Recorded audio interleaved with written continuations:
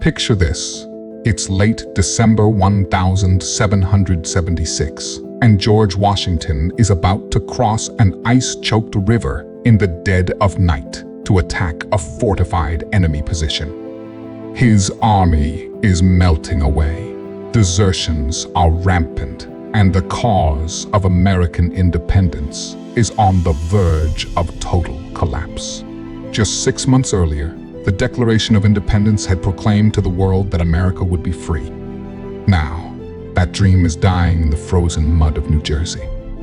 This is the story of 1776, the year that tested whether the American Revolution would survive its darkest hour. Hey, everyone, welcome back to the channel. If you're passionate about history and want to understand the moments that truly shaped our world, you're in the right place.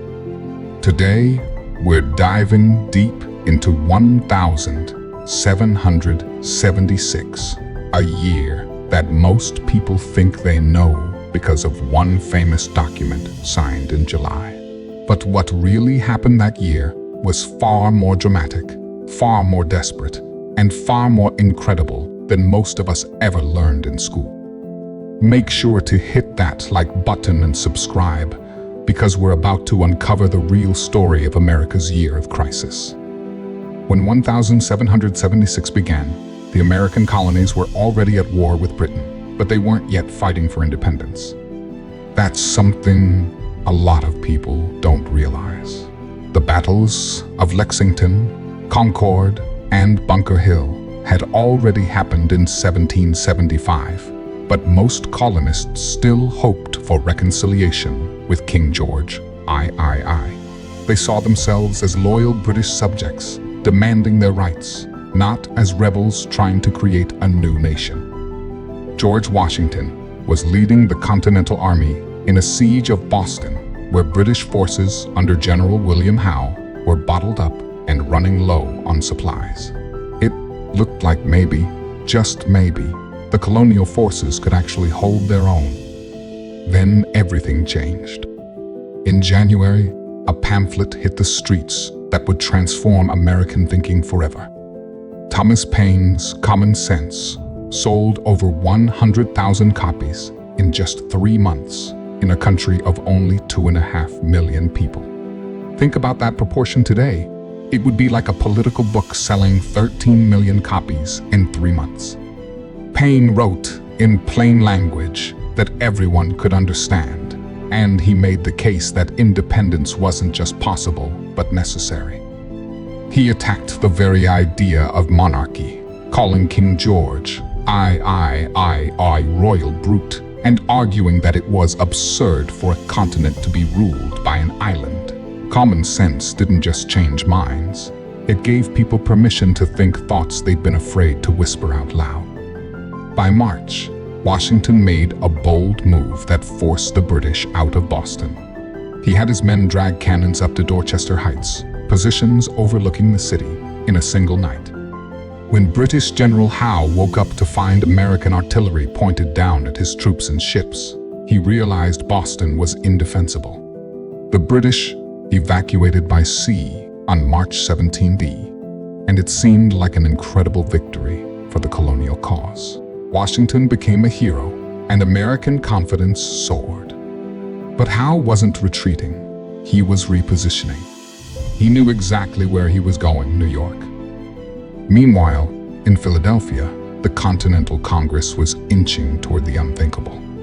On June 7, the Richard Henry Lee of Virginia introduced a resolution declaring that the colonies were and ought to be free and independent states. The debate was fierce. Some delegates worried it was too soon, that they should wait for more support. Others argued that war had already made them independent in fact, if not in name. A committee was formed to draft a formal declaration, and Thomas Jefferson, only 33 years old, was chosen to write it. Working in a second-floor room in Philadelphia during a brutally hot June, Jefferson crafted the words that would echo through history. We hold these truths to be self-evident, that all men are created equal. On July 4, 1776, the Continental Congress adopted the Declaration of Independence. Church bells rang out across Philadelphia. Public readings drew crowds who cheered and celebrated. Statues of King George were torn down in New York City. It was a moment of pure, revolutionary enthusiasm, a point of no return. America had declared itself a nation. But declaring independence and actually achieving it were two completely different things, and the British were about to teach the Americans a brutal lesson about the reality of war. General Howe had spent the summer assembling the largest expeditionary force Britain had ever sent overseas. 32,000 troops, including thousands of German mercenaries called Hessians. Hundreds of ships filled New York Harbor, their masts looking like a forest on the water. Washington had about 19,000 soldiers, most of them poorly trained militia who'd never faced professional troops in open battle. He made a critical strategic error by trying to defend New York City, splitting his forces between Manhattan and Long Island. Military historians still debate this decision, but at the time, Washington felt he couldn't simply abandon America's second largest city without a fight. The Battle of Long Island in late August was a catastrophe for the Americans. Howe executed a brilliant flanking maneuver, sending troops on a night march around the American left flank. When dawn broke on August 27, Washington's forces found themselves surrounded on three sides with their backs to the East River. It should have been the end of the Continental Army right there. American casualties were enormous. Over 1,000 killed, wounded, or captured. But Howe made a puzzling decision that would haunt the British for the war. Instead of pressing his advantage and destroying Washington's trapped army, he decided to lay siege, to advance slowly and methodically. This gave Washington just enough time to pull off one of the most incredible retreats in military history. On the night of August 29, using every boat they could find and hidden by fog that rolled in at just the right moment, Washington evacuated 9,000 troops from Brooklyn to Manhattan without the British noticing until it was too late. It wasn't a victory, but it saved the army to fight another day. Yet the strategic situation remained dire. The British controlled the waters around New York and had vastly superior numbers. Over the next 2 months, Washington was forced into a long, humiliating retreat. The Continental Army abandoned New York City in September. They were pushed off Manhattan Island. They retreated through Westchester County, then across New Jersey. With each defeat, more soldiers deserted. Enlistments were expiring, and men were going home. The army that had numbered nearly 20,000 in August had shrunk to fewer than 3,000 effectives by December. These weren't just numbers, they represented the collapse of American military resistance. British and Hessian forces occupied New York, Newport, and most of New Jersey. Loyalists came out of hiding, eager to help the Crown restore order. Many people who'd celebrated independence in July were now quietly wondering if they'd backed the wrong side. Thomas Paine, who was with the army during the retreat, began writing another pamphlet by campfire light. The opening words captured the moment perfectly. These are the times that try men's souls. The summer soldier and the sunshine patriot will, in this crisis, shrink from the service of their country. But he that stands by it now deserves the love and thanks of man and woman. The American crisis was read aloud to troops huddled in their camps, a desperate attempt to keep hope alive when everything looked hopeless. Washington faced not just a military crisis, but a temporal one. The enlistments of most of his remaining soldiers would expire on December 31. Saint, he needed a victory, something to convince men to stay, to show the country and the world that the cause wasn't lost. The situation was so desperate that Congress fleeing Philadelphia for Baltimore as British forces approached, granted Washington extraordinary powers to act without their approval. He was now effectively a military dictator, though one fighting for a republic that barely existed. The British, meanwhile, made their own critical error. Confident that the war was essentially over and that Washington's ragged army posed no real threat, General Howe went into winter quarters. He scattered his forces across New Jersey in a series of outposts, with Hessian troops holding Trenton on the Delaware River. The Hessians were professional soldiers, but they'd been celebrating Christmas in the German tradition, and their commander, Colonel Johann Rall, dismissed intelligence reports that the Americans might attack. The idea that Washington's beaten, frozen, starving army would attempt an offensive seemed absurd. On Christmas night, 1776, Washington made his move. The plan was audacious to the point of being crazy. His army would cross the Delaware River, which was choked with ice, march 9 miles to Trenton in the darkness, and attack at dawn.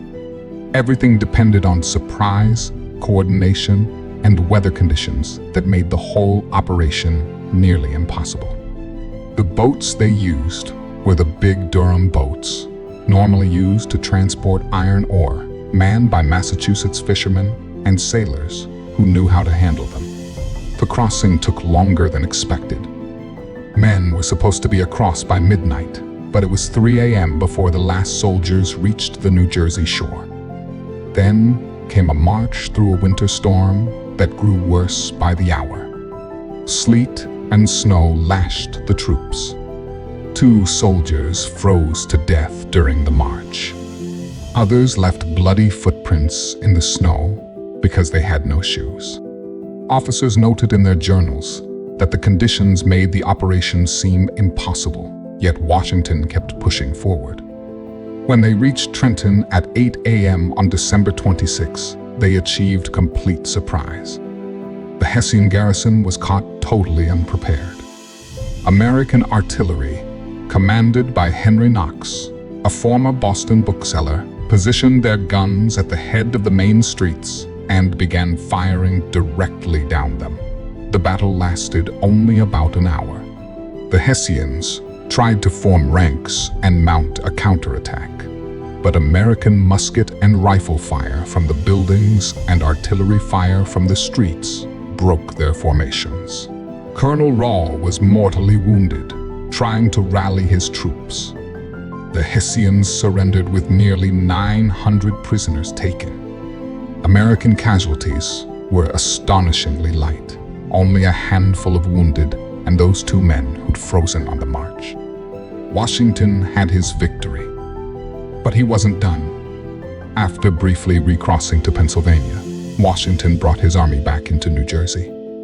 When British forces under General Cornwallis rushed south to trap him at Trenton, Washington slipped away in another night march, leaving campfires burning to deceive the enemy. On January 3, R.D. 1777, he attacked British forces at Princeton, winning another sharp engagement before retreating to the hills of northern New Jersey for the winter. These weren't decisive victories in the traditional sense. Washington hadn't destroyed the British Army or recaptured New York. But they were victories nonetheless, and they changed everything. The news of Trenton and Princeton electrified the colonies. Soldiers who'd been about to go home re-enlisted. New volunteers came forward. The British, who'd thought the war was nearly won, now realized they faced a resilient enemy who wouldn't simply collapse. European powers, especially France, took notice that the Americans might actually have a chance. The psychological impact far outweighed the tactical importance. Washington had proven that the American cause could survive its darkest hour. So what can we learn from 1776? First, that declaring principles is one thing, but defending them when the cost becomes real is something entirely different. The men who signed the Declaration of Independence in July knew they were committing treason, that caught they'd hang. The soldiers who crossed the Delaware on Christmas night knew they might die for an idea, for a country that didn't fully exist yet. Second, we see that leadership in crisis doesn't mean having all the answers or winning every battle. Washington lost more battles than he won, but he understood that his job was to keep the army alive, to keep the idea of independence alive until it could take root and grow. And third, 1776 reminds us that historical outcomes are never inevitable. There were so many moments when everything could have gone differently. If Howe had pressed his advantage at Long Island, if the fog hadn't rolled in during the retreat from Brooklyn, if the winter storm had been slightly worse on Christmas night, if Rall had taken the intelligence about an American attack seriously, the revolution might have ended in 1776. The United States might never have existed. The world we live in might look completely different. History turns on these hinge points, these moments of crisis when everything hangs in the balance. The year 1776 wasn't just about one declaration on one summer day. It was about testing whether words on paper could become reality through sacrifice, courage, and sheer stubborn refusal to give up. It was about a year of crisis that could have ended in total failure, but instead became the foundation story of a nation. If you enjoyed diving deep into this incredible year, do me a favor and smash that like button. Drop a comment below telling me what moment from 1776 surprised you the most or what you'd like to see covered next. Should we explore the other battles of the Revolutionary War? Talk about the other founding fathers? Let me know what history you're passionate about. And definitely subscribe and hit that notification bell, because we've got so many more amazing stories to uncover together. History isn't just about memorizing dates. It's about understanding the real human drama behind the events that shaped our world. Thanks so much for watching, and I'll see you in the next video.